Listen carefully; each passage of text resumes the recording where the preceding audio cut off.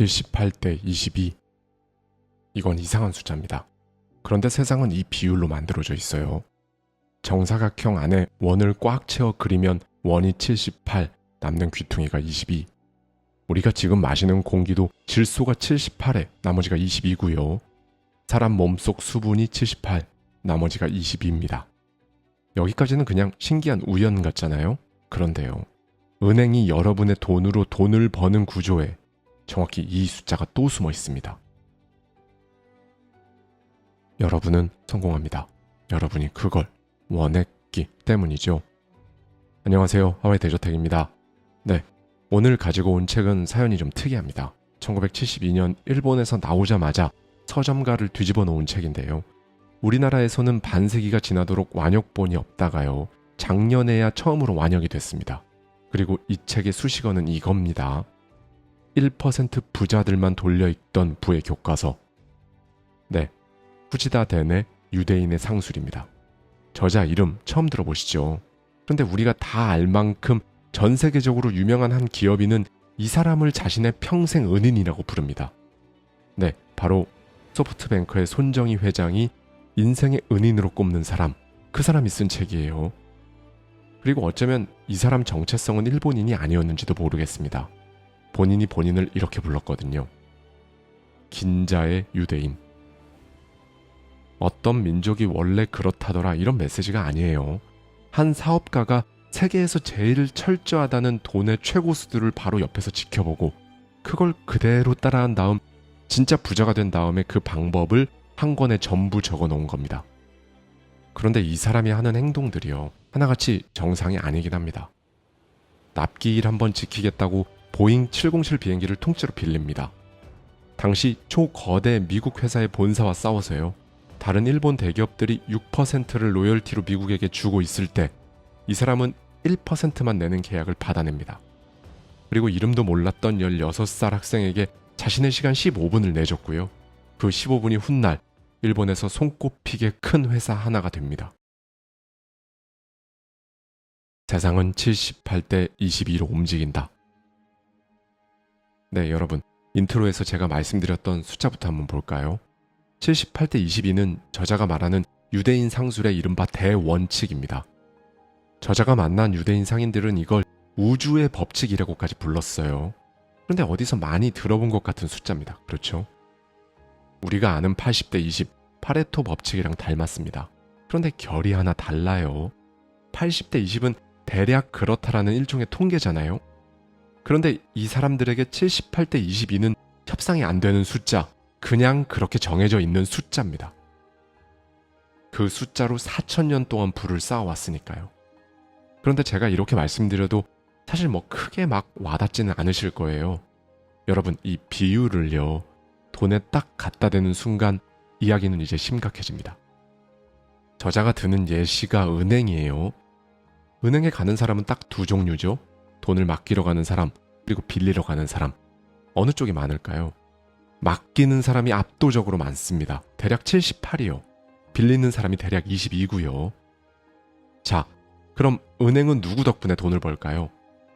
78이 맡겨놓은 돈을 22에게 빌려주고 그 이자로 법니다. 한번 볼까요? 지금 여러분 예금 통장에 붙는 이자 몇 %죠? 그런데 같은 은행 대출 창구로 자리만 옮기면 이자가 훨씬 높아지잖아요. 그 차이가 바로 예대 마진, 은행이 돈을 버는 가장 기본적인 방법입니다. 이게 은행이 나쁘다는 얘기가 아니에요. 은행은 그냥 돈이 지나갈 수밖에 없는 그 길목에 서 있는 것뿐입니다. 문제는요, 우리가 평생 그 반대쪽에만 서 있다는 거죠. 한번 생각해 볼까요? 우리 대부분은 월급날 딱 하루 돈을 받고 나머지 한 달 내내 내기만 합니다. 통신비로 내고, 카드값으로 내고, 구독료로 내고, 이자로 내죠. 심지어 가만히 숨만 쉬어도 나가는 돈이 있잖아요. 보험료, 관리비, 임대료. 한 달에 돈이 들어온 날은 하루, 나간 날은 30날인 거예요. 세상에는 돈을 내는 자리와 돈이 모이는 자리가 따로 있는데 우리는 태어나서 지금까지 거의 내는 자리에만 줄을 서왔던 겁니다. 저자는 긴자에서 유대 상인들을 보면서 이 구조를 뼈에 새깁니다. 부자가 되는 건 더 버는 문제가 아니라 돈이 모이는 자리를 찾은 다음 그쪽으로 건너가는 문제라는 것. 네, 여러분. 오늘 영상은요. 끝까지 그냥 이 돈이 모이는 자리, 이 말만 기억해 두시면 됩니다. 싸게 파는 것은 바보의 상술이다. 그럼 그 자리로 어떻게 건너가느냐? 첫 번째 기술부터가 우리 상식과 정반대입니다. 장사의 상식이 뭐죠? 좋은 물건을 싸게 많이 파는 것, 박리담회잖아요. 그런데 후지타가 배운 유대 상술은 이걸 대놓고 뒤집습니다. 싸게 파는 건 바보나 하는 장사다. 비싸게 팔아라. 그리고 깎아주지 마라. 이게 무슨 배부른 소린가 싶죠. 유대 상술의 논리는 이겁니다. 싸게 팔면 이익이 얇아지죠. 이익이 얇으면 조금만 삐끗해도 내가 먼저 쓰러집니다. 그리고 가격 보고 모인 손님은 더 싼 가게가 생기는 순간 그쪽으로 떠나고요. 그러니까 박리담회는 장사가 아니라 서로 먼저 망하겠다고 경쟁하는 짓이라는 거예요. 동네에서 제일 싸게 팔던 가게가 제일 먼저 사라지는 거 한 번쯤 보셨을 겁니다. 값을 깎아주지 말라는 것도 같은 논리예요. 내가 먼저 값을 깎아주는 순간 손님은 이거 원래 그 값이 아니었구나 하고 의심을 확신으로 바꿔버리니까요. 그럼 비싸게 팔면 누가 사주느냐? 여기서 아까 그 숫자가 다시 나옵니다. 세상 돈의 78은 22의 사람들 손에 모여있다. 그러니까 물건은 돈이 있는 그 22에게 팔아야 한다. 가난한 100명에게 100원씩 남기는 것보다 부자 1명에게 제값받는 쪽이 남는 장사라는 계산이죠. 이 사람이 이걸 말로만 한 게 아닙니다.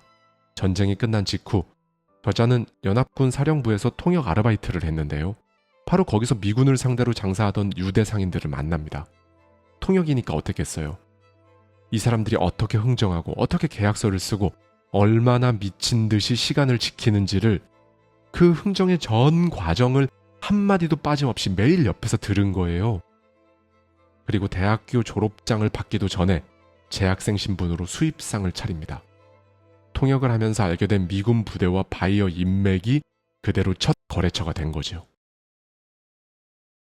지갑은 누가 여는가? 네, 비싸게 팔 상대를 찾았으면 이제 뭘 팔지가 남았죠? 후지타가 유대 상인들의 거래 품목을 보다가 이상한 공통점을 발견합니다.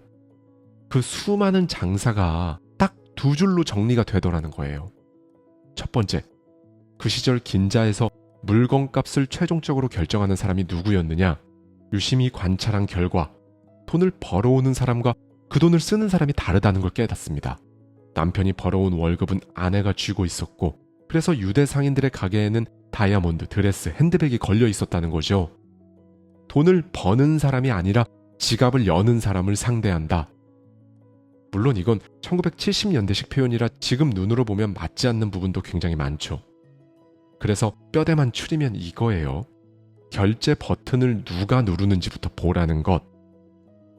우리 집 소파, 냉장고, 이번 휴가지 이걸 전부 최종 결정한 사람이 누구였는지 떠올려보면 답이 나오죠. 지금도 마트 진열대와 홈쇼핑 시간대별 편성표가 전부 이 질문 하나로 설계되니까요. 두 번째, 입으로 들어가는 것을 팔아라. 왜일까요? 세상 모든 상품은요, 팔리는 순간 수요가 하나 사라지는 겁니다. 냉장고를 산 집은 앞으로 10년 동안 냉장고를 안 삽니다. 그런데 딱 하나, 먹는 것만은 다르죠. 입으로 들어간 상품은 몇 시간이면 사라지고 저녁이 되면 반드시 또 필요해집니다. 냉장고는 10년에 한 번 팔리지만 먹는 건 하루에 3번 팔리는 거죠.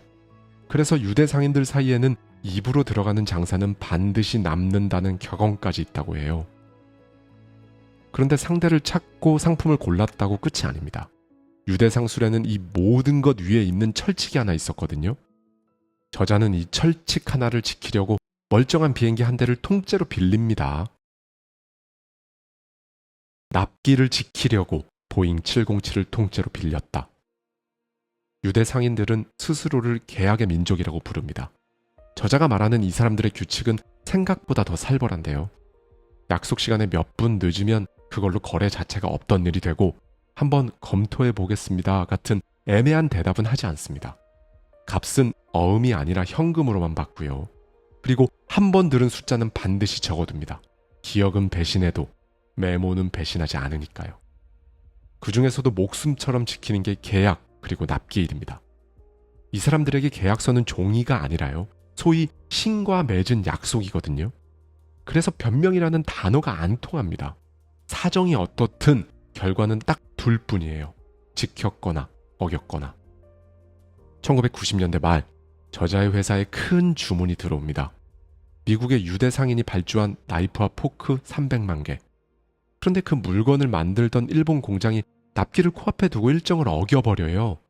원래대로 배에 실어 보내면 계약 날짜를 못 맞추는 상황이 된 겁니다. 여러분이라면 어떻게 하시겠어요? 이러이러한 어려움과 변수 때문에 며칠 늦게 도착한다는 걸 사전에 전화로 잘 설명하고 상대방에게 사과하며 이해를 부탁할 겁니다. 상식적으로는요. 여기서 저자의 선택. 보잉 707 화물기를 통째로 전세냅니다. 비행기상만 1,000만 엔이 넘었어요. 지금 가치로 치면 우리 돈으로 3억 원이 넘는 운송비예요. 나이프와 포크를 팔아서 남는 이익을 전부 날리고도 모자라는 확정된 적자였죠. 요즘으로 치면 택배비가 물건값의 몇 배로 나오는 배송을 자기 돈으로 보낸 셈이에요. 미쳤다고들 했습니다. 그런데 저자의 계산은 달랐어요. 이번 거래에서 잃은 건 3억이지만 납기를 어기는 순간 잃는 건 유대 상인 전체의 신용이다. 돈은 다시 벌 수 있어도 신용은 다시 벌 수가 없다. 비행기는 날짜에 맞춰 태평양을 건넜습니다.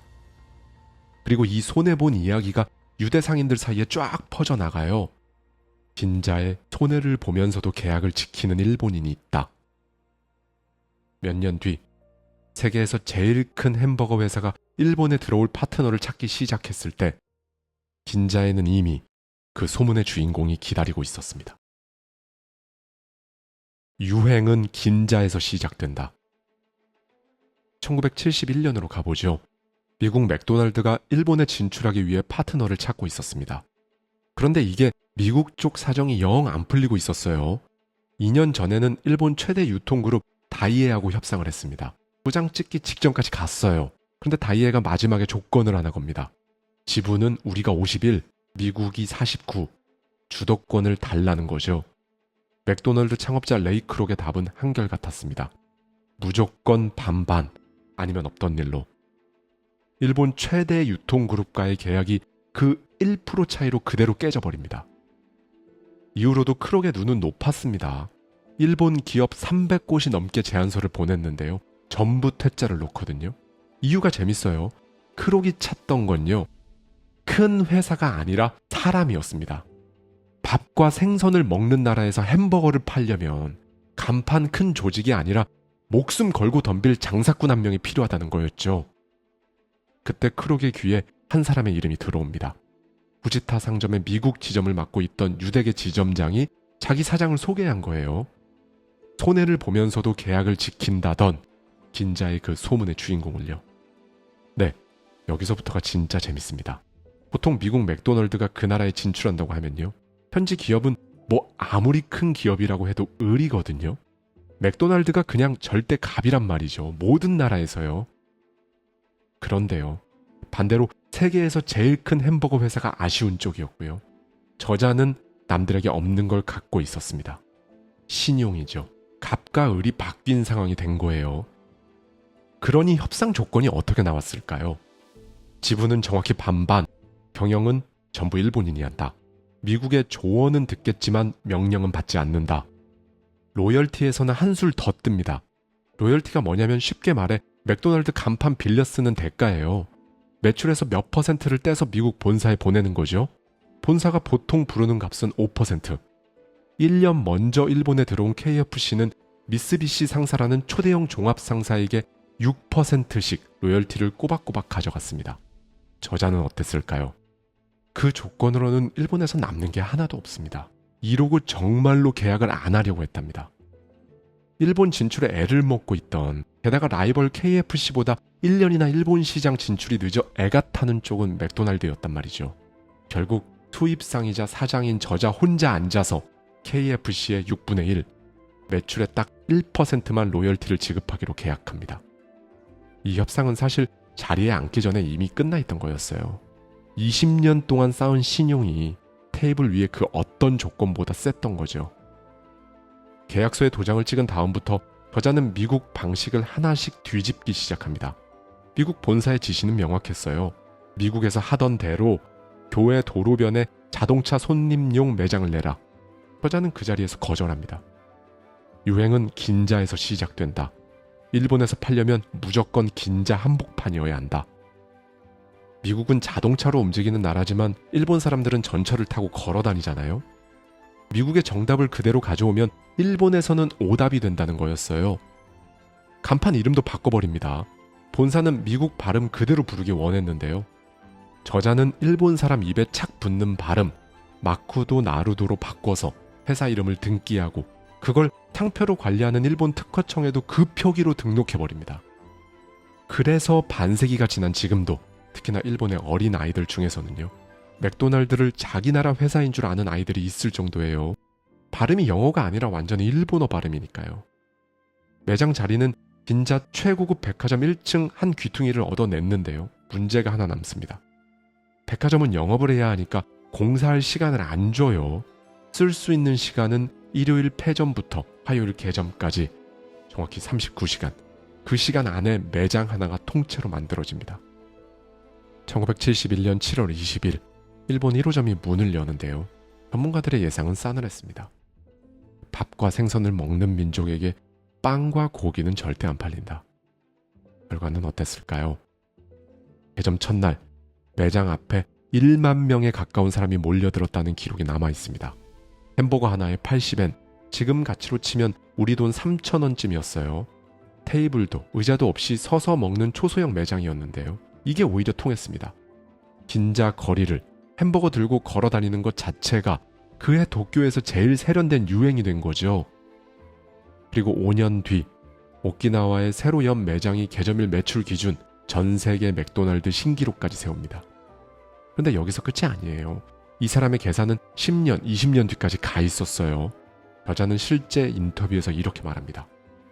어릴 때부터 햄버거를 먹고 자란 사람은 그 맛에 익숙해져서 반드시 평생 손님이 된다. 네, 12살 이전의 입맛을 사로잡으면 평생을 잡는다는 정말 치밀한 계산이죠. 자, 이 사건을 아까 그 책의 원칙들로 다시 읽어볼까요? 긴자는 그 시절 일본에서 돈이 78이 흘러다니던 돈이 모이는 자리였고요. 햄버거는 하루 3번 수요가 되살아나는 입으로 들어가는 상품이었으며 그 계약을 가져다 준 건 3억 원을 날리며 지킨 신용이었습니다. 책에 적힌 원칙 그대로 순서 하나 안 틀리고 실행한 거죠. 16소년에게 내준 15분. 그로부터 3년 뒤인 1974년 저자 후지타의 사무실에 이상한 손님이 한 명 찾아옵니다. 규슈에서 올라온 16살 고등학생이었어요. 자신의 책 유대인의 상수를 읽고 저자를 직접 만나야겠다며 무작정 도쿄로 온 거예요. 당연히 비서실에서 막았죠. 대기업 사장이 지방의 고등학생을 만날 이유가 없잖아요. 그런데 이 소년 몇 번을 돌려보내도 물러나질 않았다고 하죠. 결국 후지타가 문을 엽니다. 내준 시간은 정확히 15분. 소년이 묻습니다. 미국으로 갑니다. 가서 제가 무엇을 공부해야 합니까? 연줄도 돈도 이름도 없는 소년의 질문에 긴자의 유대인은 한 단어로 대답합니다. 컴퓨터다. 이제부터는 컴퓨터의 시대다. 미국에 가면 컴퓨터를 공부해라. 지금 들으면 당연한 말 같죠. 1974년입니다. 컴퓨터 한 대가 방 하나를 가득 채우던 시절이에요. 개인이 컴퓨터를 갖는다는 개념 자체가 세상에 없을 때 이 사업가의 눈에는 다음 시대의 돈이 모일 78의 자리가 보였던 거죠. 그리고 실제 소녀는 그 말대로 움직였습니다. 미국으로 건너가 컴퓨터를 공부했고 돌아와서 회사 하나를 차리는데요. 컴퓨터 소프트웨어를 유통하는 회사 소프트뱅크. 그 16소년이 손정이었습니다. 네, 저희가 376화에서 한 편을 통째로 다뤘던 그 손정희 회장 맞아요. 오른쪽 화면 위에 손정희 회장 편 영상 링크를 제가 걸어두겠습니다. 못 보신 분들이라면 꼭 보셨으면 좋겠어요. 손정희 회장은 평생 저자를 은인으로 꼽았습니다. 훗날 성공한 뒤에 감사 인사를 하러 찾아갔는데요. 저자 후지타는 축하한다는 덕담으로 끝내지 않았습니다. 그 자리에서 손정희 회장 회사의 컴퓨터 300대를 주문해요. 사업가는 고맙다는 말을 주문서로 하는 거였습니다. 자기 시간을 세상에서 제일 비싼 상품으로 치던 저자가 아무것도 아니었던 소년에게 그 비싼 15분을 공짜로 내줬고, 그 15분에서 훗날 일본에서 손꼽히게 큰 회사 하나가 탄생한 겁니다.